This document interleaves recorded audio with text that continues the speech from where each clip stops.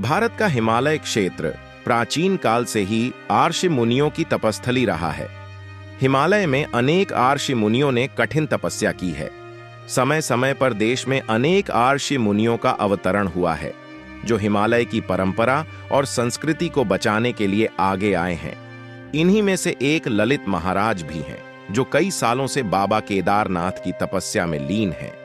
बता दें कि बाबा बर्फानी से प्रसिद्ध ललित महाराज के आश्रम में जो भी व्यक्ति आता है, वो कभी भूखा नहीं जाता है।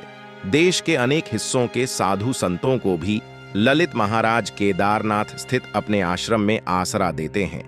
इन दिनों ललित महाराज के अलावा 6 अन्य सन्यासी कठिन परिस्थितियों में कई फीट बर्फ के बीच बाबा केदारनाथ की तपस्या में लीन हैं। विख्यात केदारनाथ धाम में इन दिनों 5 फीट तक बर्फ जमी हुई है। धाम में चारों ओर सिर्फ बर्फ ही बर्फ है।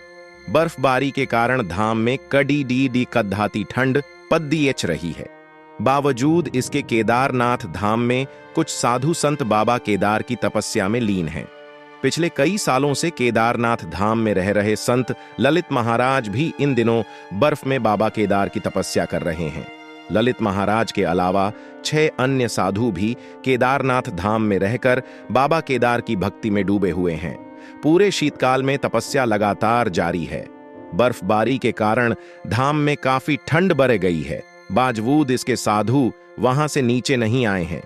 यात्रा सीजन के दौरान ललित महाराज यात्रियों के अलावा साधु संतों की सेवा में जुटे रहते हैं। पुराने यात्रा मार्ग पर केदारनाथ मंदिर से कुछ ही दूरी पर ललित महाराज का आश्रम है।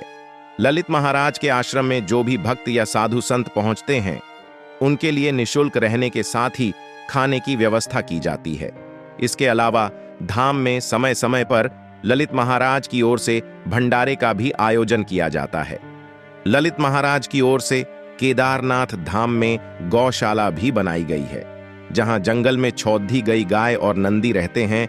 वीडियो को लाइक शेयर जरूर करें। जय देव भूमि उत्तराखंड।